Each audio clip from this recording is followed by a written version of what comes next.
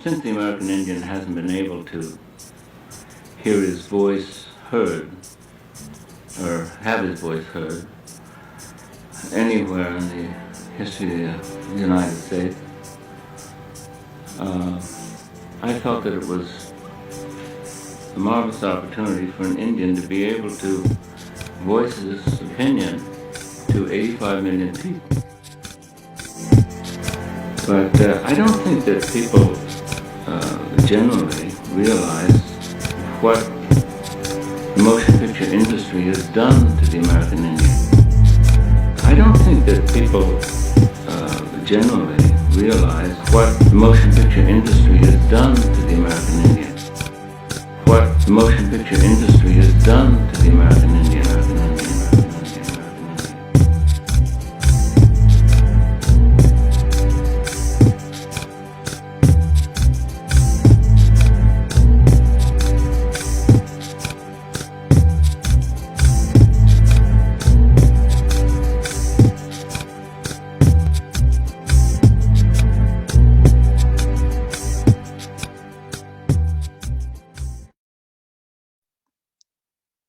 Hello, everybody, and thank you for joining us today. We'll be announcing a new program, a program that's never been done before in Indian country or the entertainment industry. So we're all very excited to have this announcement today. RNCI Global Film and Television Location Scouting and Management Career Development. But before we get into it, I'd like to share with you this year's virtual 25th RNCI Red Nation International Film Festival. Please visit rednationff.com for all 16 events and all of our 106 films that we'll be screening over this 30-day period. 36 films directed by women, 74 documentaries, 12 student films, and 10 experimental films. November 15th is our RNCI Red Nation Awards, and there's limited seating. So I'd suggest that you get your ticket now as soon as you can. They're $25 and you can purchase them at rednationff.com. On November 29th, we're having our first fundraiser, and it is all about music has the power to bring us all together. It's Red Nation Celebration Concert Series, Artists in Solidarity for Systemic Change Through the Arts and Music. And we have Joe Walsh, we have Jennifer Warrens, we have Joanne Shenandoah, we have Hook Herrera, we have oh my God, Richard T. Baer, Bruce Sugar. He engineers Joe Walsh and Ringo Starr, and just there's a whole roster of incredible musicians all coming together to support the 25th anniversary of Red Nation. So it's free, it's donation based. So I'd suggest you register at rednationff.com.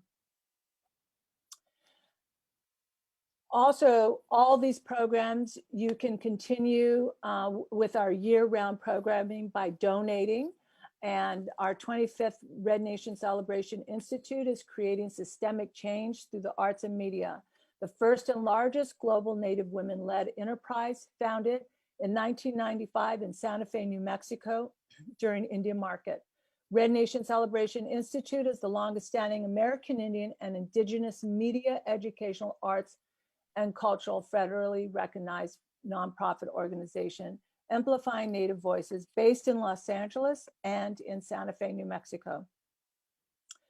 RNCI, the authentic voice of American Indian and Indigenous nations, increases visibility of independent filmmakers, media artists, contemporary and traditional performing arts of diverse artistic disciplines, and content creators, amplifying cinematic excellence in creating systemic change through the arts with an emphasis on initiatives for Native women, girls, and youth in all media platforms and educational institutions.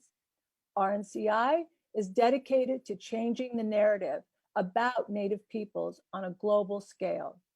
Our RNCI Board of Directors has built the Red Nation Celebration Institute, now in its 25th year, to cast light on the voices, stories, contributions and assets of contemporary Native peoples in replacing dangerous stereotypes that Native peoples face in media and academia, with a 25-year history of cohesive research-informed strategies, groundbreaking initiatives through cinematic excellence, media, and a strong focus on partnerships. And that's one of the reasons why we're here today, because of all of our gorgeous partners with this new initiative. So let's get started. RNCI's new initiative has partnered with several film commissions and offices globally. We will begin our pilot program in New Mexico and in New York in 2021, hopefully Oklahoma as well. The goal is to work with indigenous communities internationally. This is the first for Indian country and the entertainment industry. Never before has there been a resource like this, a program designed for Indian country and the entertainment industry to train talent in our Native communities. RNCI and LMGI created the first registry database, which is a great resource center for the film industry, and we'll talk about more on that later.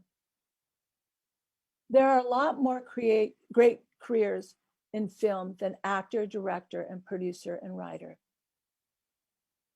But there are more than 30 other departments: assistant directors, script supervisors, camera, sound, electric, grip, makeup, hair, costumes, art department, construction, set decoration, property, special effects, medic, visual effects, studio teachers, production office staff, PAs, assistants to directors, producers, accounting, casting, post-production, legal, locations, catering, craft service, and transportation.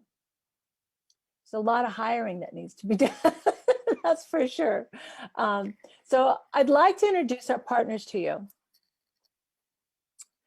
I'd like to introduce Todd Christensen. We have four, well, before I introduce Todd, we have 4 motion picture location managers on our panel today, and all members of the Location Managers Guild International, LMGI, which is partnering with RNCI on this initiative.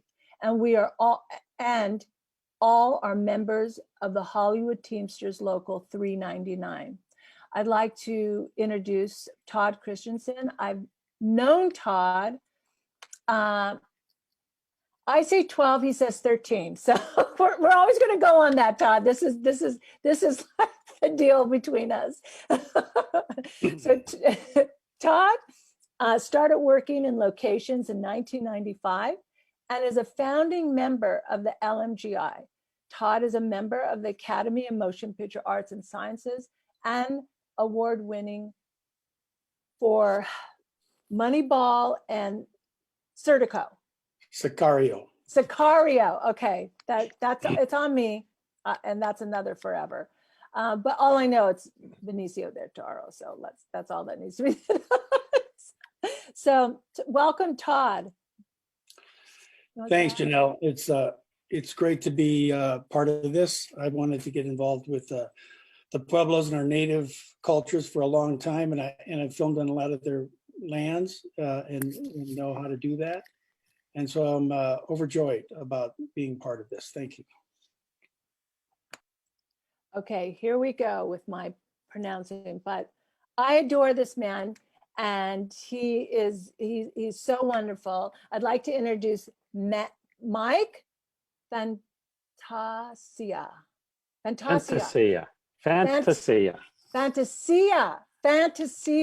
Yeah. I love that name. Thank you. I do too. Mike Fantasia has been a location manager for 31 years. He's been a member of the Location Managers Guild International for 17 years and president for 3 years. Say hi to Mike, everybody. Hi, everybody. It's great to be part of this this panel, and I look forward to working with Native Americans around the country on our initiatives going forward over the next couple of years. Next 25 years, let's say. And now I'd like to introduce Kokai. Kokai has been in the film and television business for over 50 years and is a member of the DGA, the LMGI, and the Academy of Motion Picture Arts and Sciences, and is a retired member of the Teamsters Local 399. Hi, Kokai and Pa. How are you? And hello, everyone, and thank you for tuning in and being a part of this program. So now, excuse me, I'd like to introduce this lady here. She, as soon as I sent this email out months ago to all the film commissions and offices globally, Kristen Dewey was on it right away, immediately called in. I have so much fun working with her, and she's been involved in our community and as well as her mom, and so in our Native community. So it's really been an honor and a lot of fun to work with you. Kristen has been a location manager since 1984 and has worked on more than 70 union motion pictures and television productions. She was the filming coordinator for the city of Pasadena for 8 years and is co-chair of the new RNCI Indigenous Film Crew Registry, which we'll tell you about later. Hi. Hi. There you are. Yes, she's amazing. Powerhouse. And now I'd like to introduce an RNCI board member, Susan Manson. Susan Manson is not a location manager, but she is the founder and co-president of Women Empowering Women for Indigenous Nations, has served as her tribal chair, vice chair, interim council member, and transition team member. She has also served as the second woman to ever be elected by tribal governments across the nation as president of the National Congress of American Indians, the oldest and largest national American Indian organization. Susan is a rights advocate and has been fighting for fishing and water rights in sovereignty for the past 40 years. Let's welcome Susan. Hi. I'm really pleased to be with everyone today, and I am really excited about this unique partnership that we are sharing. So Susan, I'd like to introduce this part of the initiative, this program, and how this really all came together, this vision, because our Native peoples are so connected to the land and our resources. I thought, wow, wouldn't it be fabulous and wonderful to train our Native community to be location managers because of the fact that we're so connected and we know the land so well. Susan, can you discuss the advantages of filming in Indian country and training our relatives to qualify for good film production jobs while protecting the land and culture? It's my privilege. I'm having a little internet connection difficulties, and so I hope that this all goes well.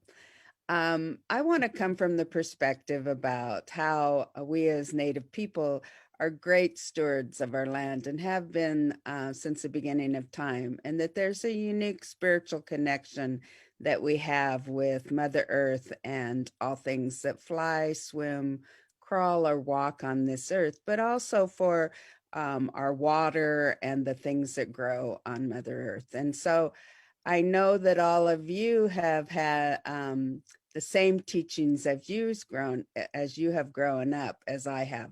So talking about the uniqueness that makes us have special qualities for these location manager positions is that we, having this respect for Mother Earth, we tend to and I want to just say, as we go into a territory, to be respectful of everything that is there, including the people whose homelands we are visiting. And so it's important for us to understand that the connection to the land, even though we may not have control over the lands today, as we did in the past over our ancestral territories, we are still uniquely connected to those lands, and that we still care about protecting our burial sites and our sacred sites.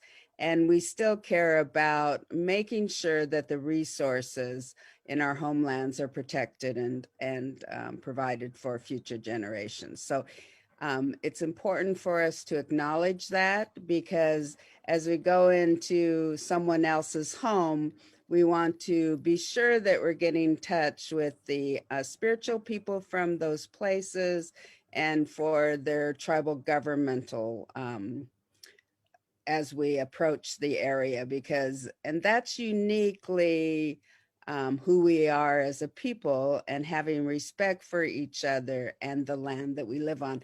And so I think that that's what we bring to the table as Native people. That's a unique position from other people, because you want to understand where you're going and how to behave while you are in those homelands of someone else that, you know, is concerned about their sacred areas. And so having that basic understanding and belief on who we are, we come to the table with that already. And also with a unique position, having growing up in tribal communities, about the inner politics of an area and the family to family issues that exist within our communities that are really important when you're going to work with Native communities. And so having that perspective about that better prepares us for those unique qualities that, you know, are good for this position. And I also think that having been in the tourist industry for some time now as tribal communities, that many of us are trained to work with local governments, with local agencies within our tribal structure and our tribal membership that make us better suited and for this kind of environment. And so I'm excited about the qualities that we have inherited through our cultural, you know, upbringing, that we can bring to the table, that are qualities that are these positions require and are looking for to be good local managers. And so I just really am excited about this opportunity and want to encourage Native Indigenous people to apply for these positions, because you already have some wonderful inherent abilities that you will bring to the table that will help for being able to leave a place exactly as you found it, which is really important in being a location manager. You want to leave a place you know, looking like it did when you got there, and that you know, that you would bring in, you know, the spiritual person to say a blessing for the production and ensure that, you know, things go well, and that, you know, that everyone has a basic understanding about the people that come from the land that we're working on, and that will help them to be more aware and respectful of what's expected of them while they are on our homelands. And so I encourage you to step up and get involved in this wonderful project that we are joining in. Well, thank you. You know, it's, you know, Red Nation created the Film Consultant Award last year, and we gave it to Chief Phil Whiteman Jr. for his work on Hostiles. So we've launched this initiative with the hopes of recognizing everyone that has contributed to the film industry behind the camera, which is really important. So yeah. Okay, so we're going to move on to Todd. Todd, what we would like to know is, what is a location professional? Thanks, Janelle. A location professional is many things. There are different levels of locations. There's the location manager, there's a key location assistant manager, and the assistant location manager, and in some places, location assistants / PAs. Filming itself, what we do, what a location professional does is broken into 4 places, which is scouting, prepping, filming, and wrapping. And the scouting part is that we learn how to scout, how to find a place, break down a script, and find those places through various ways of researching to find that place, whether it's phone calls to film commissions, which I've done plenty of all over the country and outside of the country. And then start looking. You drive a lot, drive and look. And then you start taking the production designer around, and then he'll choose some of those places. Then we start taking the producer and the director around. And once we start choosing the places, then we start prepping. And the prep is with our assistants, whether it's the keys or the assistant location managers.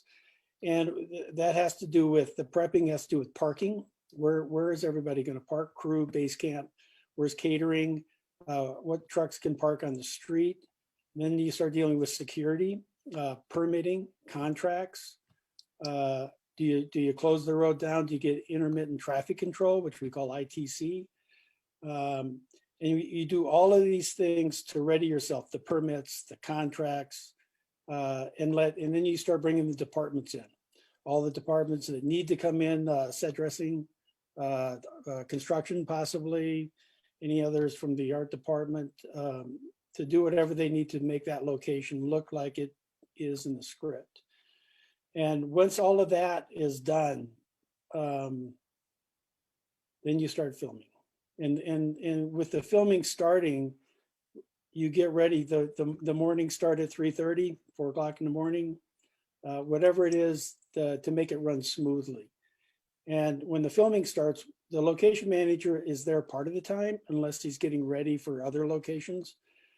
But the location manager is there and in contact with the AD and the director to see if there's any changes. And if there's a change that needs to take place, then we have to make that change during that time. If we can only be on the ground floor of a house and then they want to go upstairs, that I have a relationship with the owners that I can say, like, that we can go upstairs and to make those things work, whatever it might be.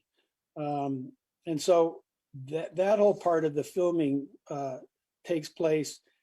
And in the filming, whether it's in the neighborhood or business areas, I become, and my assistants become friends with the neighbors, with the other businesses, so that they know what's going on, that there's notifications, that everybody knows what's happening in the area, so there's no surprises. And as that goes forward, what you hope for is nothing gets in the way of the camera. My most important thing is that the camera can continue to roll and that relationships continue to be positive. Because when you get that kind of, with those things together, then it's a successful day.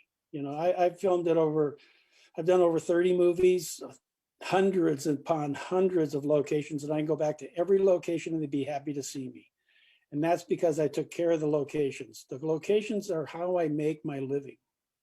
And so if I'm going onto indigenous land, which I filmed on indigenous land, that I make sure that we take care of that land, like Susan talked about, which is so important. And it's not only for indigenous land, but what Susan also said is all the land is indigenous land, in fact.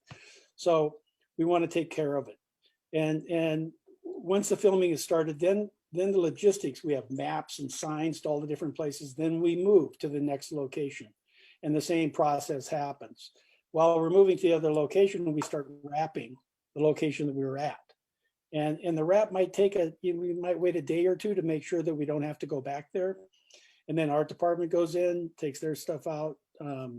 We might repaint, we might do some other work, take down signage, whatever it might be. while we're filming it in another location. We make sure that the owner has been taken care of, that everybody in the neighborhood is okay. And then once we see all of that happening and we move on to the other locations, once we're finished with everything, then we go back to some of those locations to make sure, and also our vendors, and to make sure everybody's been paid, everybody's been taken care of, everybody's in a good place. And those things make for a good location professional. Those we are detail people, and while we're going through this, we do a budget. That's the other thing the location managers do. We do our own budget. Nobody does a budget for us. We do our own. Then we have to have it approved. So there's a fight there sometimes, and sometimes there's not. Sometimes it just go like, looks good to me. Never happens. Yeah. But, it's part of the process. It's part of that thing. We are responsible, and that's one of the great things about locations is that we become responsible for the location and for the production. And we're also the face of the production to city governments, county governments, state governments, federal governments, parks, recreation, fish and game, all of those different things. We are responsible to them, and that we communicate to everybody in a positive way. And when we do that, we have a successful shoot. And that's what we all aim for. And the other thing is, like, I have filmed with Native people. Peter Pino from Zia Pueblo, who recently died of COVID, sadly. But Peter was a gem of a human being, talking to us about his Native culture and the respect that we have for it. And so he has been a shining light for me for many years and continues to be. And thanks a lot, Janelle. Really great to be part of this panel. Yeah, I'm happy that you're part of the team too, Todd. That you said yes right away. Hearing you share, it sounds like all the way around, it's good business, right? It's good business, and not only that, but from what I'm understanding in working with Kristen and moving this, and in New York and in New Mexico, there aren't really, and Todd, you may have this, there aren't really any Native location managers yet. And that's why this program is so important. And that's why this initiative is so important to be more inclusive within the film industry behind the camera, because these are really excellent jobs. These are excellent gigs to have, and to have, like masters like Todd and Mike and Kokai and Christian helping and supporting our Native communities to learn this whole new job, right? It's so gorgeous, and I'm so excited. Every time you guys share, I get more pumped up on this. Okay, so we're going to move along. So we are all members. You, well, maybe I should be too. No, you are all members of the LMGI, which is partnered with us, RNCI, to work on this initiative program. What is the LMGI? And please explain how the Guild is helping train our Native communities to be location professionals. And this is on you, Mike. Happy to take the question. The Location Managers Guild International is a group of about 750 location professionals around the world. Location scouts, location managers, assistant location managers. And we're primarily, I would say probably half our membership is in North America. The other half is in Europe. A few folks in South America, Central America, and Asia. It's a guild that's been around about 17 years. I think virtually all of us here are founding members. We've been around since the beginning. Kokai served on the board. Todd's served on the board. You were on the board, right, Todd, for a little bit? No. Kristen has stepped up in the last year or so and is really doing an incredible job. we do all kinds of things. We sponsor seminars, we sponsor panels, we work with film commissions to do familiarization tours, FAM tours of their areas. It could be within the United States, could be overseas. We're dedicated to promoting excellence on location worldwide.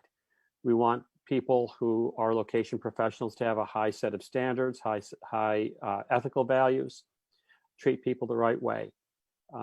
We always, as Todd said earlier, we leave things better than we found them. And like Todd, I can't think of one location that I've shot in 30 plus or minus years that I can't go back to. I was taught by one of the best location managers around, a woman from Seattle, and that was one of the first things she instilled in me. So when the opportunity came to partner with Red Nation, it really meshed very well with things that we were starting to do, you know, with the BLM movement this past year, with all the things going on. We formed a diversity, equity, and inclusion committee. And we're working on various initiatives within that committee. And when Kristen brought this to us, it was like, fantastic. This is a perfect partnership. So what we want to do, well, first of all, let me back up a little bit. If you want to learn more about location managers and what we do, you can go to our website, which is locationmanagers.org. And we have stories, we have photographs from around the world, location pros from every country that we represent. You can find, if you scroll down a little bit, you'll see the current issue of our Compass magazine, which is a fantastic magazine. And you can scroll down further and see past issues. Almost every issue that we put out over the last 7 or 8 years is there. And it'll give you a lot of insight to what location managers do. And the good thing about the magazine is every magazine, quarterly magazine, highlights location pros from around the world. So you might read an article about somebody from Chile, and the next issue you've got somebody from the Netherlands and Italy and the US and Canada. So you really see the broad base of location managers that are out there and the different kinds of things that they do. Again, locationmanagers.org. Go to the website, check out the magazine, look at the beautiful pictures and the articles. And if you have any questions, you can reach us through our administrator, or there's a whole bunch of email addresses for committee chairs there if you'd like to learn more. As far as working on the initiative, as I said earlier, it meshes very well with some things the Guild is already doing. So first and foremost, we want to create training courses for Native Americans to become location managers and location scouts. We'll launch this in 2021. And what we hope it will entail over the course of time is many different training classes. The first one will be sort of a general class and sort of an introduction to location managing. And then after that, we're going to get into specific areas, photography, posting photos to a website, communicating with production designers and producers. There's a million topics out there. And I know that there's just unlimited topics that we can work on. So hopefully after we launch the initial course, we see where people's interest is, and we'll tailor additional training sessions and courses towards what we think is important, as well as what the Native American folks who are participating think are important. We're also going to be working on training tribal film liaisons on how to work with film and television productions, location professionals, and crew. It's something that's really needed. I've worked on a few Pueblos and with a few nations around the country. I've worked mostly with folks in Montana, some of the Montana reservations. And some of the nations have liaisons, some don't. So what we'd like to do is to sort of come up with some basic criteria, some basic information that every liaison should know, every film liaison should know and have in their back pocket so that they know how best to work with us.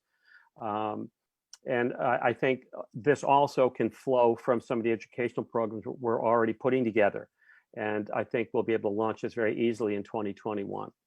So that sort of in a nutshell is who the LMGI is, what the LMGI is, and the initiatives that we're looking forward to. If you have any questions, concerns, you can get a hold of us, MikeFantasy1@mac.com. I'll answer every email. Might take a little bit, but I'll answer the email, as Kristen can attest. But I will answer your emails. Anyway, I'm very happy and very proud to be part of this, and I look forward to working on it for many years with you folks. Thank you. Thank you, Mike. Okay, so now we're going to move on to, and get Kristen and Kokai involved in this conversation here. And my questions to you two are, what are the qualities of a good location professional? Okay. Well, the first thing that comes to mind for me is promptness. You have to be on time. Time is money in this business, and it's very important that you don't get there on time. You get there 15 minutes early. And if you plan on eating breakfast, then you get there more earlier than that. And that may be, if you have a 7 o'clock call, you need to get there at 6:30, 6:45. If you have a 4 a.m. call, you need to get there at 3:30 just to be sure, in case you run out of gas, in case you know, something happens. So that's the most important thing, is you've got to be there. If you're not there, or if you're late more than once, more than twice, people are going to be looking at you and you're going to be replaced. So promptness is important. Also, what Todd was saying, and Janelle, you need to be friendly. You need to have people skills. You need to be good with people, be able to make people comfortable, because when you meet them, it's just you. And, you know, you're a good guy, you're a good gal. You can, you know, you can talk to people and make them comfortable with what you're talking about doing. But when you come back, you're bringing the circus, and you'll have an entire circus or an army when you return. And you need to be able to take care of ruffled feathers, make sure everyone understands what's happening, make sure everyone's comfortable. What I was taught when I first started was that you need to protect the production company from the public and protect the public from the production company. So you want to be able to make sure that your movie gets made, that everything happens, that, you know, the cameras keep rolling. But at the same time, you need to make sure that the community is okay, that everyone's all right, that you're looking out for everyone's interests with production and with the community. And that, I think, is something that's especially good for the Native Americans on and around Indian land, is that as Susan mentioned, you know all of those people. You know the people, you know the tribes, you know the tribal governments, you know the land and the areas that, you know, where we can film, where we shouldn't film, and all that stuff. So that's really great and important, and what most location managers don't necessarily have at their fingertips.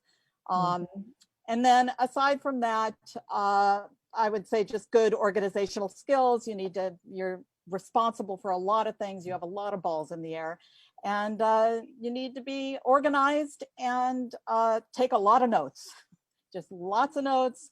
Go down your notepad, make sure you've done everything that's on your pad, and report back when it's done so that your supervisor knows, that kind of stuff. That's all I can think of off the top of my head, but there's a lot more. That's a good start. That's a lot. And Kokai, what do you think? Well, there's not a lot more, but anyway, here's the thing though. The promptness definitely is the key. And your call, and in the film business, your call is the time you're supposed to be on set. But your call is a half hour to 45 minutes before that time, first of all. And if you're starting out, which most of you will be, you'll be there when the caterer comes, because you're going to be making sure the caterer gets parked. So you'll be there at 3 o'clock, and you may not get breakfast, because the first hours of the morning are the most busy for location people, making sure everyone gets in. So, and that is something that you just have to get used to, because your primary is your job. It's not your eating, but is your job. And then you go in and you do that. Being good with people, that's the ultimate characteristic you have to have, because your whole job is being with people. And it's not just the public, it's also being able to interact with all of these technicians who are all artists. You talk about the grips, Janelle, you talked about the grips, you talked about hair, makeup. We deal with all of these people, and they all have a different attitude and a different way that they approach their jobs because they are specific trades, and you have to be able to mesh and get yourself to be able to get them to flow with you, to find out, because you're going to set the flow up of how the set is laid out, how things should how people will come in, how extras will be offloaded into the set, how they'll get to makeup, how they get whatever. And so you're going to have to be able to flow with these different artists, let alone with the neighbor next door who wants to cut the grass, or someone down the street that wants to start a building project while you're shooting. You're going to have to be able to deal with all that. Yeah, that's right. That's where you're going to look when that happens. and so that's good. And the thing, one of the key things is always have a notebook and a pen. Always have something to take notes. Don't rely on your memory, because that will come back to bite you. So good note taking, being well organized is definitely is a must. So the job isn't for everyone, and then you'll develop other skills. You'll develop how to take pictures. You'll develop, how the best way to shoot locations and the best way to scout locations. But in talking to people who are looking now and want to know what this job is all about, those are the key things. Are you a good person with people? Okay, and then after that, do you want to work hard? Because it's not easy work. It's not just going around taking pictures and standing around. It is work. And like anything in life that is good, it's going to take work to make it happen. Well, what I'm hearing, Kokai, it's not glamorous.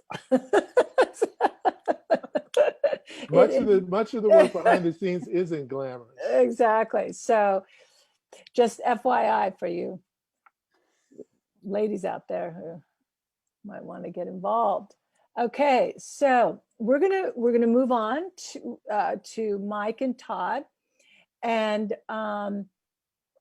the question I have to you two is, what do you like about location scouting and managing? Like, what's the key inspiration in your heart and soul? You want to start, Mike? Sure. Well, it's sort of two different questions. Yeah. I mean, what do I like about it? I like, well, every script is different. And so you're always going to have new challenges. After 31 years of doing this, every script gives me something that I've never done before. So I love that. It's a challenge. Every script is a challenge. Oftentimes, you work with sort of the same people year after year, and you might do that for a few years, and then you work with new people every show. And I like the new people every show kind of thing. You get a little, I find I get a little stale when I work with sort of the same producers or designers or production managers, 2 or 3 shows in a row, because you're working with the same crew all the time. So I like the diversity of challenges that I get. I like the diversity of people that I meet. Everybody working on a major feature film is at the top of their game. So you're working with some of the best artists in the business. And artist is the right word, whether you're a graphic artist, a production designer, or a gripper electrician, or a makeup or hair person. You're an artist. So that's fantastic. I love to travel. I love to go to new places. And that's been, I filled my passport more than a couple of times working on films. And if you're lucky, you get to travel around the world.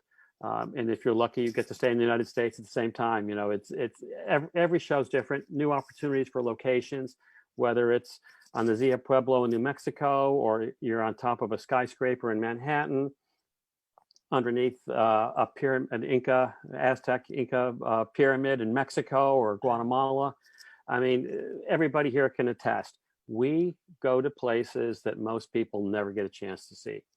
I can name 50 places that I know nobody that I know has ever been before. And one of the great things for me is if we have a location in our script, I might scout 10 or 15 or 20 or 30 different locations before the crew shows up at the one that we end up filming at. So every project provides new challenges and therefore new opportunities to learn and to meet people. And I'm close to retirement now, and I'm a little bummed because I'm not going to have these opportunities anymore to work with new people. I'll be able to travel a lot, but I'm sort of going to miss the opportunity to work with some of the folks that I work with because they really are fantastic artists. Todd, take over. Thanks, Mike. Yeah, the first thing that I really liked was the collaboration. And I came from the art world where it was me in the studio, and the film business is a collaboration. I loved it, and it was the biggest challenge as well, because we have to deliver for everyone. So that part was amazing. I really, I embraced that part of it. The other thing was like meeting new people, downtown LA where I first started working, meeting people, talking to them about filming, about what filming means, about what's going to happen. All those things had to do with my excitement about actually being on a film, and having this opportunity to work on a film. There's people that I filmed at 15, 20 years ago that I'm friends with, that I still know, that we're still in contact with each other, and the relationships that are built up. It's like there was somebody that said in a movie I was doing in North Carolina, said like, you make a lot of friends. And I was like, I do. I mean, I love that part, that relationship, and also getting people involved in the filmmaking process. I like to bring people behind camera so that they can see what it goes on, that they can see, like they see these shows on TV. Sometimes you go to a neighborhood or a business area or different, a ranch or wherever it might be, and nobody's ever been on a film set. And when you bring them on a film set, it's amazing. I was doing a movie up in Nebraska at a ranch for Buster Scruggs, and the rancher was like, he loved the Coen Brothers and he couldn't wait to see filming. He's always wanted to see filming. This guy's been on this ranch, his family's been on this ranch since 1903. And so I said, well, I can't wait for you to come and tell me, like, it's like grass growing, because it's a slow process. So for the first 2 days, man, that guy was so enthusiastic about watching it. And the third day he said, Todd, I got to go deal with my cattle. He'd pop back in once in a while, but he got to see it. You know what I mean? He got to see the process, and I became a fan of the process. It's slow. It is like, from us going from scouting to finding the places, scouting 40, 50 places sometimes to get to the one place, and then to do that for 30 or 40 different locations. It's an amazing process. And then while I'm doing that, I'm trying to do all the prepping. And I like the fact that we multitask. There's a great deal of multitasking. I've always taken notes. I have all of my notebooks from all of my shows. And then once I get on a show, I have a small notebook that I carry in my pocket for little notes, and so that was mentioned. It's a big part of it, man. Continue to know what you're doing, and so the scouting place, to find new places, in LA, I like to find places that nobody's ever shot before. I love going to places that nobody's ever shot before. And those things are all exciting. I am an enthusiast, not only for what we do as a job, but also the film industry, in general, what it takes to make a TV show, what it takes to make a movie, what it takes to make a documentary. It's remarkable. One of the things that I love to do, if I have a chance, if I see a young kid standing there with their mom or dad, I'll ask permission to take them over, and I sit them on I always work this out with the camera people in advance, sit them on the dolly and let them look, say, okay, look at the house. Now look through the lens. And when they look through the lens, what they see is completely different than what they see with the naked eye when it's a foot away. And the look of wonderment and excitement, I do that on almost every film, and I always smile. And the parent always, is so ecstatic that their child has had a chance to see something like that. It's really pretty cool. What a great idea. Yeah, Mike, I'm so happy. It brings tears to my eyes because it brings up the memories when I was little. My mom was one of the, Elvis Presley had 6 girls that he trusted to dance with him on his films. And my mom was one of them. So my mom would bring me to the MGM lot when I was like 7, 8, 9 years old. And Nancy Sinatra on this one film, I think it was Speedway or one of those. And she had to hide me in her trailer because the Colonel didn't like kids on the set. So that's how I learned my craft, by just sitting there, and watching everyone do their thing, at a very young age. And, I totally believe in shadowing. And I hope that with our program and initiative that we can somehow encourage that to be created into a budget for whatever film, to have some of our native talent come in and shadow someone, location manager or script supervisor or something like that, because that's how I learned. I didn't go to school. I didn't go to a film school. I was on the set at a very young age, watching it all go down.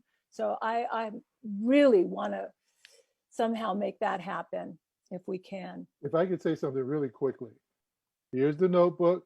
Here's the pen. I've got it right here doing the same thing as we speak. And the only other thing I would like to say is Kristen and I both worked on a TV show called The A-Team. And really one of the things, and we talked about this the last couple of days, one of the lines in The A-Team was, I love when the plan comes together. And that's what I really like, is that when we start out, it's just how are we going to do this? Yeah. And as it comes together, I love seeing the process and love seeing it come together. That's the part I used to really love. Yeah, that's the magic. And in the email chain, I thought you were referring to this group, the A-Team. I love watching it all go. I was like, okay, now I know where it's coming from. All right, busted. I was like, oh, okay. We are also the A-Team. We are also the A-Team. Yeah. There you go. I know. Now I know. Okay. So, let's see here. Kokai. Yes. How does someone get a job as a location professional? Okay. Well, the key thing is you're not going to get a job in any of these professions right away. You're going to have to do some dues, pay some dues. And so the key thing, if you want to be involved with this business, and if this workshop, or when this workshop is happening, get involved with that so that you learn something of this trade. There's one. Two, wherever you live, first of all, in this generation, you have access to any information you want with this. Okay, you can find in the internet, you can find out a little bit about something. If you're interested in this, Mike already talked about our website and where you can go and get some information about being a location professional. But if you're near a college that has a film school, go there. You don't have to be a student to work on a student film. I came to Los Angeles 2 years in a row just to work on AFI films, and I worked as a dolly grip and as an AD. And I would go back to Minnesota, even after I'd been in the business for 8 or so years. But you just have to go out, and it's going to take you wanting to do this, okay? And that's in any profession. You have to want to do it enough. So then once you get on a set and you find out who the location people are, let them know your interest, but take a job in any department that you can possibly get a job in, because being around is the key. Being around is the key, and you're going to learn something about the business no matter what you do. And again, we talked about the different trades. If you may start out wanting to be a location manager, but decide that you want to be a graphic artist, or you may want to be, any job in the real world is represented on a film set. There are auto mechanics. Every job that you can think of in the real world is represented in the film industry. But in terms of being a location person, if that's what you want to do, then try and work on some student films, and just so that you can, because they're always looking for help. They're always looking for free help. And that's the other key. You're might have to work for free, but you're there because you want to learn. You want the education. And then take advantage of any programs that you might be able to get into. And then again, if possible, see if you can audit some classes at a local university in film without necessarily having to be a full-time student. Do that as well. And it all goes on your resume. It does. Yep. Yeah. And one thing, if you work on, I know I helped a number of AFI students in between jobs with their projects, and they had a lot of young kids who were not getting paid, and I just following these kids, I know that 3 or 4 of them have gotten into the industry, have gotten union jobs, are making a nice 6-figure salary, and I talked to one of these kids. I ran into him a couple of years ago on the streets in LA. And I said, well, how'd you get from there to here? He said, I was a pain in the ass. He said, I bugged people. He said, I helped everybody. You know, if I saw trash, I picked it up. If I saw somebody struggling with a piece of equipment, I picked up the other end. I was always there. I didn't stand around, and I was always asking somebody if they needed help.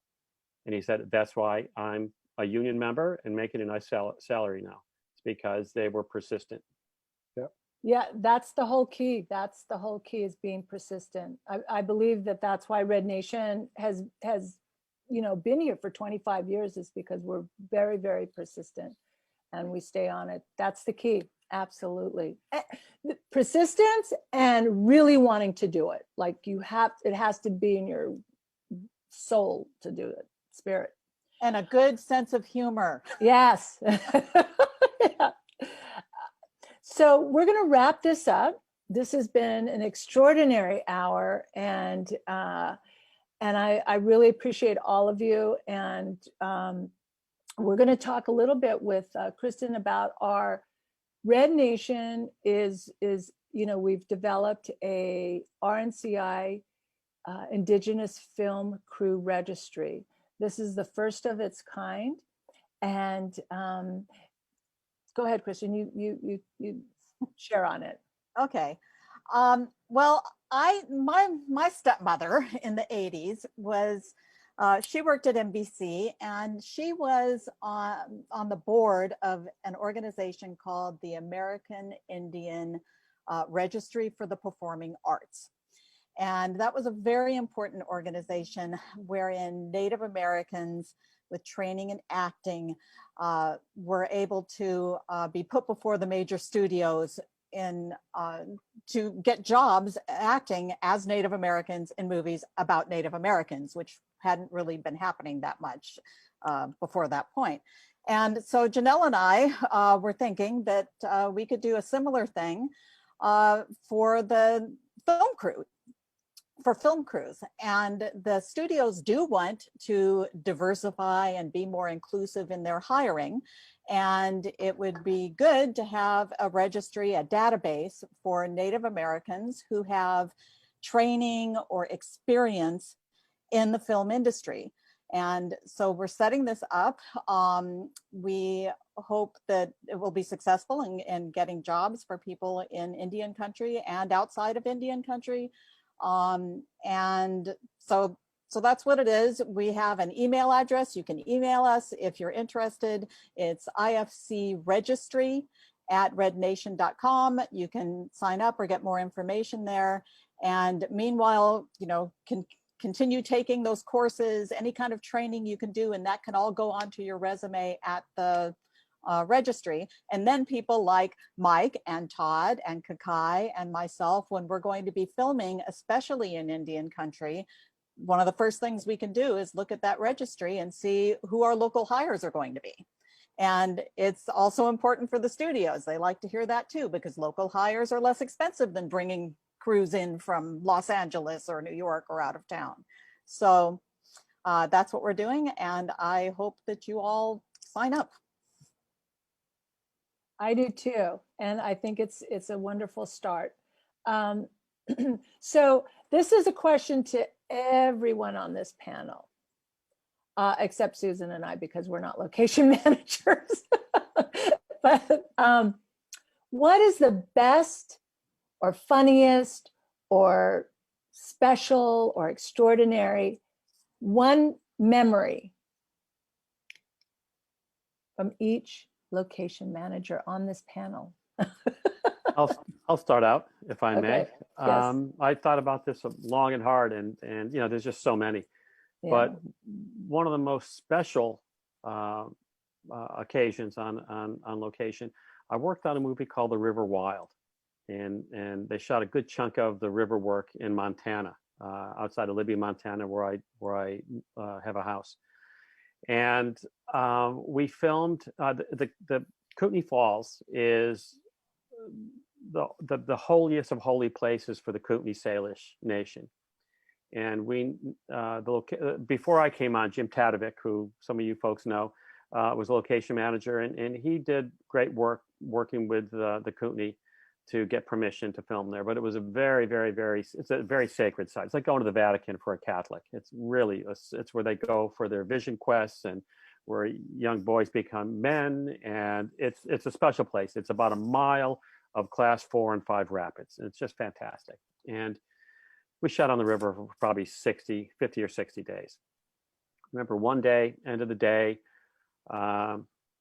you know, the crew wraps and everybody's loading out. Everything came in and out by helicopter. So we had, you know, helicopters in and out, you know, all, you know, for an hour getting everybody out of there. And I always waited and I walked out. It's just a short walk. I remember sitting there just as the last helicopter was taking off and the sun was going down. And I sort of sat down on the rock and I just looked down the river, and the roar of the river, you could hardly hear somebody 10 feet away from you. The sun was going down, the sky was purple, the water was golden, the color of it was just like a magical, magical moment. I said, I will never forget this moment. And it's one moment of millions of moments on films that I'll always remember. And I just remember how special it was and how thankful I was that the nation worked with us to allow us to film there. And if you saw The Revenant, the waterfall scene in The Revenant is that same waterfall. Oh, wow. Yeah, it's beautiful, beautiful spot. Great story, Mike. Yeah. You know, it's the same thing. I have many stories that are like amazing, special moments, but the one I'll share is working on Sicario. Somebody had scouted some before I was on another job. They hired me to do the job, and they had shown the village at Laguna Pueblo, and it's very difficult, if not impossible, to shoot at a village. And so I got this guy, Vernon, who was going to help me. And I kept saying to Vernon, you know, I'm nervous. You know, the director had been out there. I'd taken the director and everybody out. I said, I'm nervous. I'm nervous about shooting at the village. This is not an easy thing. This is the old village. And he said, it's going to be okay. It's going to be okay. It's going to be okay. So I said, no, man, you know, finally after like the second or third trip, I said, I got to talk to the governor, to go in front of the council, to the lawyer, whoever. I need to know that this is possible to happen. He said, okay. So we went over to the administrative building, and as we were going over there, coming out of the door is this guy named Harry. He introduced me to Harry, tells Harry who I am. Harry's the mayor domo of the village. He tells Harry who I am and what I'm doing there.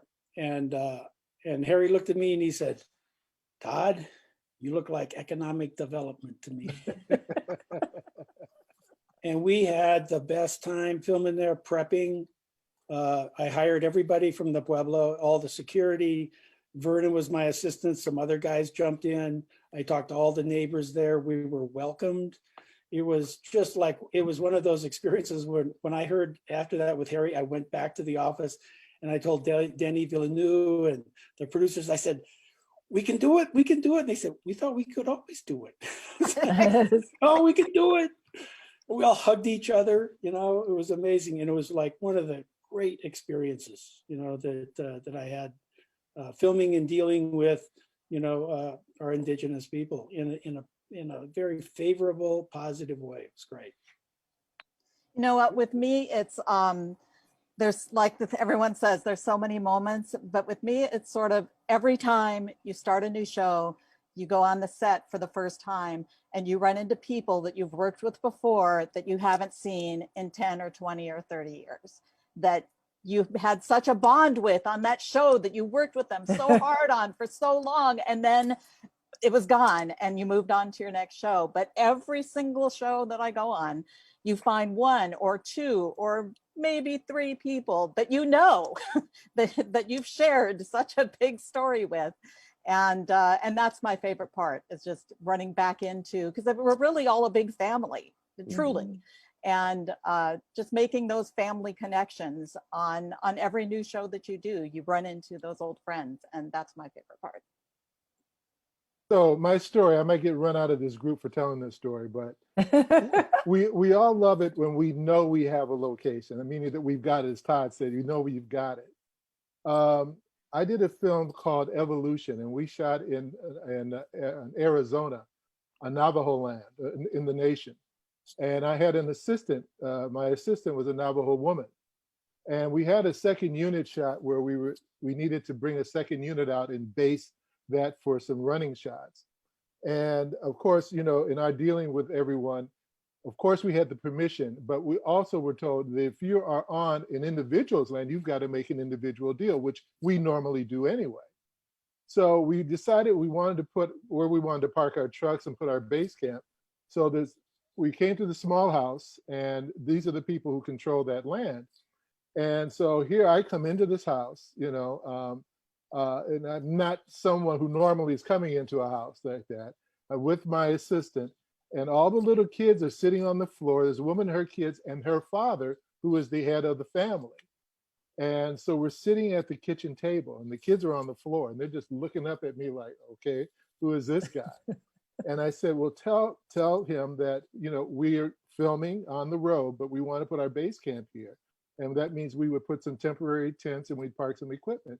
And she tells him, I'm just my impression, you know, of her Navajo. And he goes, because he doesn't speak English. And he goes, And I said, then tell him that, you know, once we're done, we'll take everything off and it will return it to the way we found it. And she tells him, and he goes, And I said, well, tell him for the day that we're going to be there, we'll pay him $2,000. And she tells him, he goes, And that's when I knew we had the location. And it was one of the best experiences I've ever had in all of filmmaking. Like there are tons of them, but that was a great experience for me. Great story. Yeah. Well, I want to thank all of you for sharing these stories and these memories. I love making movies, and I know all of you love making movies, and I'm, again, super excited about the impact that this program is going to have on Indian country, economic development, and and the film industry. I'd like to bring it back as we're closing to Kristen and talk about our film careers, our masterclass, available, all of that. Right. Okay. So we hope to continue working for a long time with RNCI on their program, and also they intend to continue on with other film careers as well, not just locations, but to train Native Americans to work in all of the different crafts and jobs, or a lot of them. We have an outline of today's class, of today's master class, that you can get by emailing to filmcareers@rednation.com. And we'll send you out a copy of that and put you on the mailing list for future training and events. And I hope you do that. I do too. And I know for one thing, we cannot do this work, this very important program without you, without the LMGI, without New Mexico, without New York, without everyone that's Kentucky, Hawaii, everyone that has come, Nebraska, everyone. I keep going on. Every day there's new people coming on, but it's so exciting because, you know, it's so needed. Yeah, and I'd just like to add too that it's really exciting to see the compassion and the excitement that you all bring to your profession, and I am really excited about working and getting to know each of you better as we look for you know, Indigenous people to be brought into your work line. And so I just want to say again how much I appreciate it, and I'm just very excited about this partnership and where we're going to go with it. Can't wait to come meet you up on the Klamath, Susan. Yeah. And it's an open invitation. We're because coming. It's a wonderful film location. Yeah, I'm really serious about coming up. Yeah. Good, good. I'm excited about that. Road trip. Road trip. Yeah, exactly.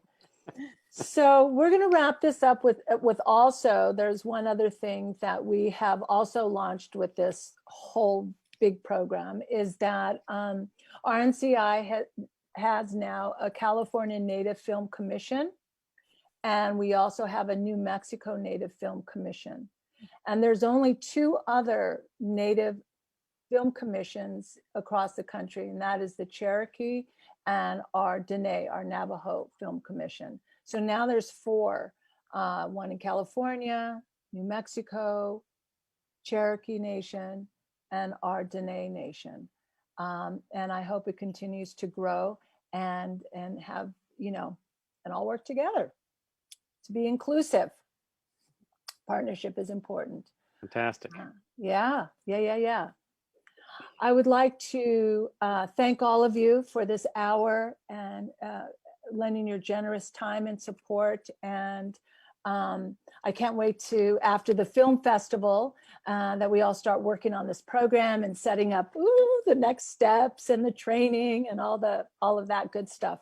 I'd like to remind everybody that has been here listening is that the Red Nation Film Festival runs until November 30th in celebration of our 25th anniversary and held during American Indian Heritage Month. I encourage you to visit our site, rednationff.com, to see all the gorgeous filmmakers that we have, 106. They're just, oh God, I love filmmakers. They're just, their vision is just really incredible this year. Every single film. And also the 16 events that we have lined up. And get your ticket to the award ceremony, register for the concert series.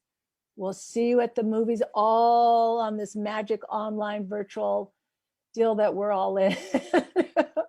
I want to thank you, Todd and Mike and Kokai and Susan and Kristen. We'll talk later. No, that's what we always do. Let's see. I also like to thank all of our sponsors. We would not be able to do this work, this very important work, if it weren't for our sponsors. Our continuing sponsors that always support us, and our new sponsors, and the ones that will come after this festival with our program. I want to thank you all for joining us today, and we'll see you tomorrow for day 6, and it's called The Screenwriter, Book to Screen.